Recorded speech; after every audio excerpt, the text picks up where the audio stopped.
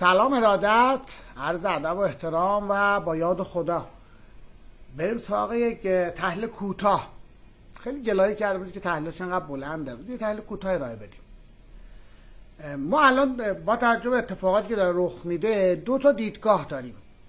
یه دیدگاه میگه آقا جمهوری اسلامی ایران باید بره مذاکره کنه، توافق کنه و کشور هم از بحران اقتصادی نجات بده. ما ناترازی داریم، برق، گاز، نفت، بنزین، گازوئیل و زیرساختمان فرسوده از کشور دیگه توانشو نداره. یه دیدگاه هم هست که میگه نه، ما باید مقاومت کنیم. خب الان فشار حداکثری ترامپ که من بارها گفتم فشار حداکثری نیست، محاصره حداکثری، یعنی اونها تلاش خواهند کرد که نفتکش‌های ما رو توقیف کنن تو اقیانوس هند و یک محاصره رو اجرا کنن. داره اعمال میشه. تو چه این شرایطی دو تا گزینه پیش روی ماه. گزینه اول این هستش که ما وارد مذاکره توافق بشیم، حتی امتیازاتی بدیم تا بحران اقتصادی بیشتر از این دامانمون رو نگیره. یه گزینه دومی هم هست که میگه بیایم وضعیت دفاعی کشور رو تقویت کنیم، مقاومت کنیم و تلاش کنیم بدون اینکه امتیازی بدیم، حتی اگر منجر به تشدید تنش‌های نظامی شد مقابله کنیم. این دو حالت، این دو تا نگاه، هر دو هم درسته، اما یه گزاره‌ای باید اضافه شه به این دوتا.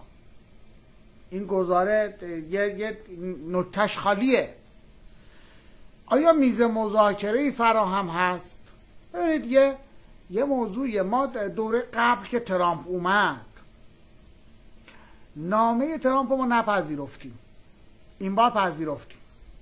جمهوری اسلامی ایران متوجه شد که باید ترامپ رو جدی بگیره، باید ترامپ و تأثیر ترامپ رو در نظر بگیره.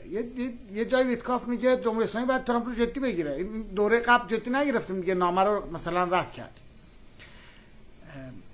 ایران پاسخ نامه رو داده.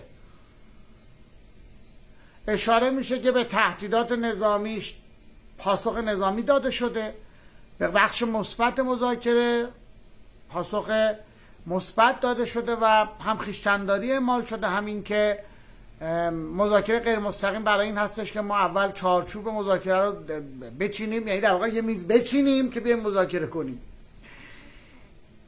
تو بحث گزینه اول که ایران باید بره مذاکره کنه، توافق کنه، حتی اگر امتیاز بده تا این منجر بشه به کاهش فشارهای اقتصادی، کسی که باید مخالف نیست، چیز خوبیه. شما تو جنگ هم باید دیپلماسی رو فعال نگه دارید. دیپلماسی که تعطیل بشو نیست. آقای عراقچی درست میگه، دیپلماسی که تعطیل بردار نیست. اما موضوعی که اینجا مطرح هست طرف مقابل ماه. طرف مقابل ما قائل به مذاکره نبوده. یعنی چی؟ یعنی گفته اینو سفیر ایران تو عراق گفته 8 شعبی جمع شه، حزب الله جمع شه، موشک‌های بالستیک ما جمع شه، کل صنعت هسته‌ای کامل جمع شه، یمنی‌ها کمک به یمنی‌ها جمع شه و عملاً هیچ دیگه، تا در واقع تازه بیاید مذاکره کنیم. اینو رسما گفتن، تازه بیاید مذاکره کنیم. پس موضوع اول تو گزینه اول مذاکره، توافق دادن یه سری امتیازات برای کاهش فشار اقتصادی، هنوز این اصلا میزش آماده نیست.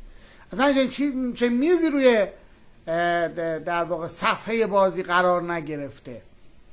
میمونه گزینه دوم. شما تو گزینه دوم اگر بتونی تحولات اقتصادی داخل کشور رو کنترل کنی، مافیای نمیدونم شکر، مافیای خودرو، مافیای بانکی، مافیای زمین، مافیا، اینا رو کنترل کنی، در ضمن کنترل قابلیت های نظامی تو افزایش بدی، تو اون بیگ بنگ، تو اون یه دور یا دو دور زد و خورده خوب عمل کنی، اون میز پدیدار میشه روی صفحه بازی. در واقع گزینه اول مشروط به عملکرد گزینه دومه. اینا مکمل همن و دو جریان داخل کشور دارن با هم دعوا میکنن سر این دوتا گزینه. آقا اونجا اصلا میز قرار نگرفته که. تو اول باید بتونی اینجا این دلار رو کنترل کنی، این وضعیت بحران اقتصادی رو کنترل کنی، همزمان تو اون بحث نظامی یک نتیجه خوب بگیری. موضوع اصلی، ما این بار نامه رو گرفتیم و جواب دادیم. آیا ترامپ هم شبه شروط 12 گانه دوره قبلش رو کنار میگذاره؟ هنوز کنار نذاشته. زمانی مذاکره شکل میگیره که ما نامه رو بگیریم، ما تأثیر ترامپ رو بپذیریم، و زمانی مذاکره شکل میگیره که ترامپ تأثیر قدرت منطقه ایران و بازیگری ایران در منطقه رو به رسمیت بشناسه، به دنبال نرمالایز کردنش نباشه. دومی هنوز حاصل نشده، میخوای حاصل شه تا میز مذاکره پدیدار شه، باید 2 تا کار انجام بدی. روبیو یه جایی تو صحبتاش میگه که اونا دوچار ناترازی هستن، کسری بنزین، اونا دوچار کسری گازن، کسری گازوئیلن، برق، داره اشاره میکنه بحران اقتصادی ما. بعد اینو مدیریتش کنی.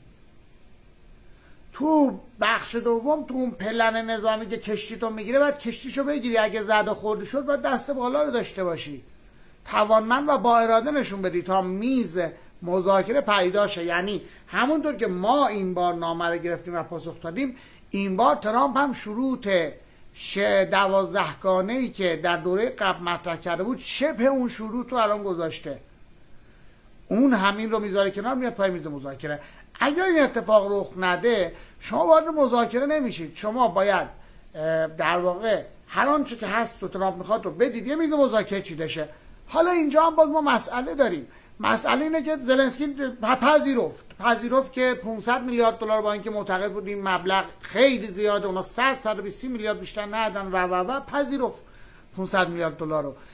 باز هم روی اون ترامپ نایستاد. ترامپ الان اشاره کرده که تمام منابع انرژی، نه فقط منابع معدنی کمیابه، باید تحت اختیار ما باشه. 100 میلیارد دلار سریعا به طور کامل ما برداشت میکنیم، یعنی نفت تو، گاز تو، اگه مثلا میگم ما چی داری، گندم، بز، کود، هر چی که داری، اصلا به تو پول تعلق نمیگیره، همه رو میفروشم، 100 میلیارد دلار برمیدارم، بعد 50 تازه هر توافقی با هر طرفی رو من باید حق به تو دارم، من باید تایید کنم. عملا هیچی، اصلا اوکراین دیگه حتی منابع هم نه، تحت خوش نره، یعنی هیچ چی وجود نداره. اصلا چجوری قراره دولت چه بچرخونه؟ قراره عراق درست کنه که نفت عراق میفروشه ولی پول میره تو خزانداری آمریکا، بعد 1 میلیارد دلار بهشون پول میده. 100 میلیارد دلار نفت میفروشه، 10 میلیارد دلار اونم خورد بهش میده، هزار جور هم بهش فشار میاره این کارو کن اون کارو کن.